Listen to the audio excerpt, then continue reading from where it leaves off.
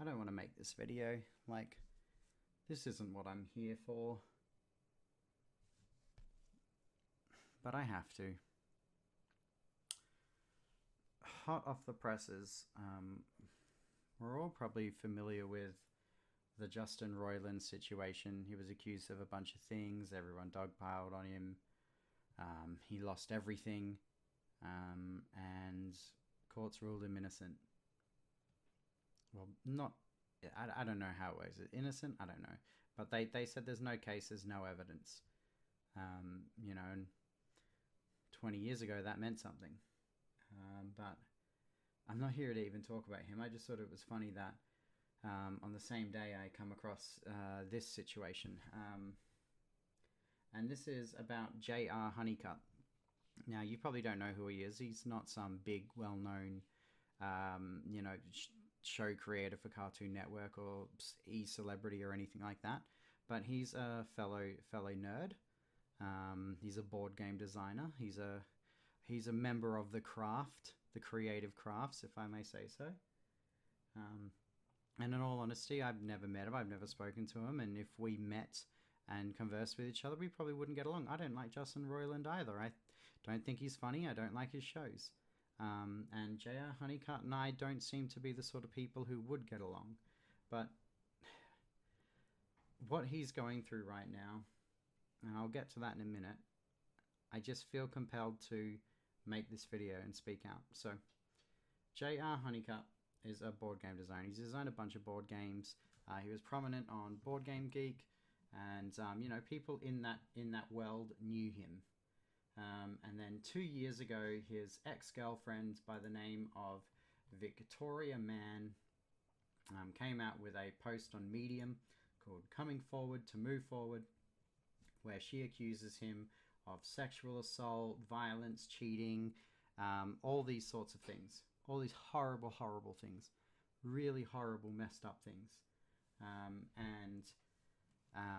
Because of this, he lost his job, had to delete all his social media, was banned from all of his online communities, basically had to ghost himself.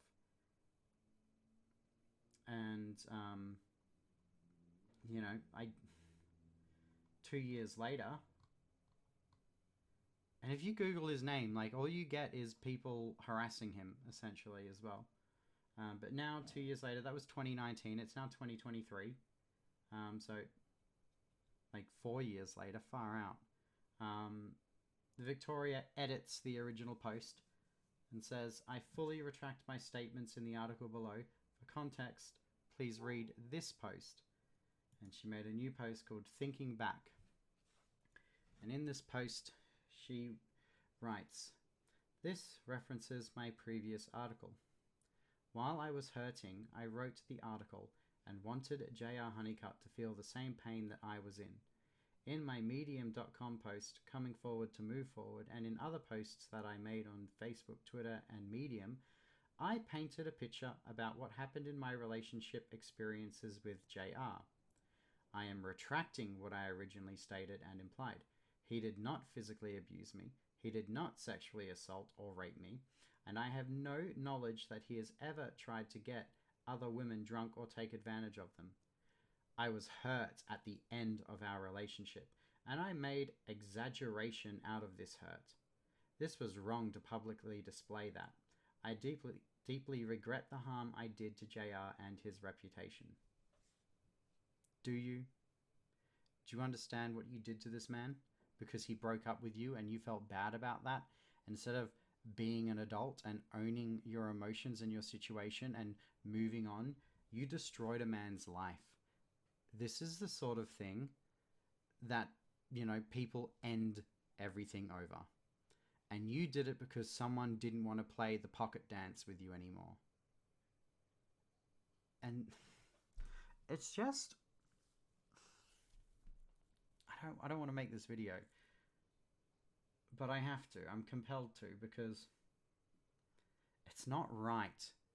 Because people to this day, they're not going to see this edited post. Only 8 people have read the thing. But you Google JR Honeycutt's name and you get the rapist. And that's never going to go away.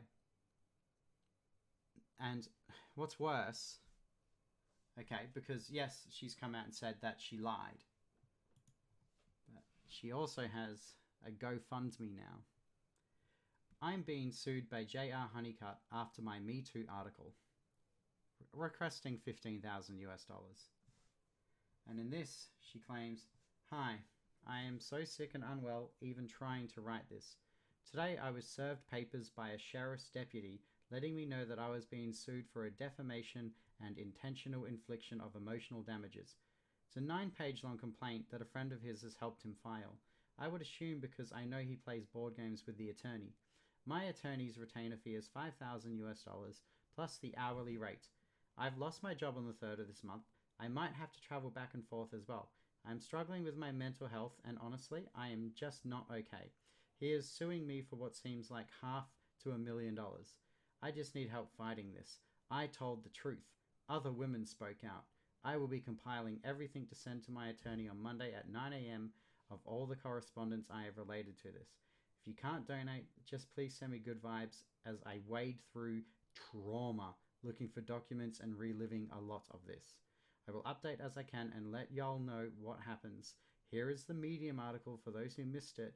This is why I am being sued for speaking out about what happened to me." And this GoFundMe, she's asking for $15,000 to cover her legal fees. And she got $18,620. With all these people commenting saying, "So sorry to see you've been through this. What a nasty piece of work he is. From one survivor to another. I'm so sorry you're facing this." Facing what? You admitted that it was all a lie because he broke up with you. And now you're $20,000 richer. Well, you're not, because he's clearly going to win the court case. Because you've clearly admitted in your own blog that you lied about everything. Right? But what about all the people you just conned out of money? What about all the real victims? She states in this post, about her mental health and the fact that she's lost her job. What about JR? What about JR Honeycutt?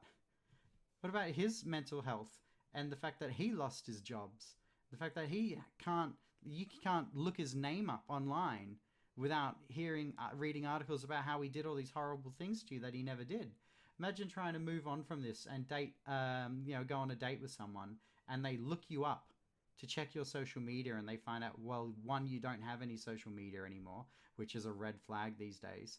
And 2, the only article showing up about how he did the naughty dance, the struggle cuddle with a woman, right? And you know that's not true because you've said it in your own blog, but you're still accepting money for a lawsuit that you're hopefully going to lose. And this man's life is still absolutely destroyed. And nothing will ever repair that. And it's sad. And even though this is someone who, as I said, probably would never get along with me, and wouldn't agree with anything that I agree on, probably. I'm making assumptions here. I've never met the man, but, it's not like I had a social media profile to scope him out on. But he is a fellow man. He's a fellow nerd. He's a fellow creator. And if he's out there, if he sees this video, I just want him to know that there are some people out there who are supportive of him and who know what he's going through and have come out on top in the end and find a new lease on life. And no matter what he's going through, I guess this is my olive leaf to extend. If you want to chat, if you want support where I can offer it, anything, if you need anything, you can find me. If you found this video, you can find me. And I'll be more than happy to even if you just need someone to talk to, someone just to sit down and listen. I'm putting that out there, and that's it. This is sad. It happens far too much. It's not the sort of thing that I made this channel to talk about, but in these situations, I just feel like enough is enough. And we've gone way too far with this stuff. And I know so many people, so many good people who have been affected by this sort of thing. And so, yeah, I really want to spread the good word. And look, if it turns out that she lied again and he actually did do these things or something like that, then by all means, then you deserve what you get. But if you didn't and you are innocent, and it looks like you are based on her own admission, then I just want you to know that, you know, there are people who will support you. And even if we, you know, never even meet, if you ever see this video, that's it. That's the video, guys. Sorry it wasn't a fun or happy one this week, but it's an important one.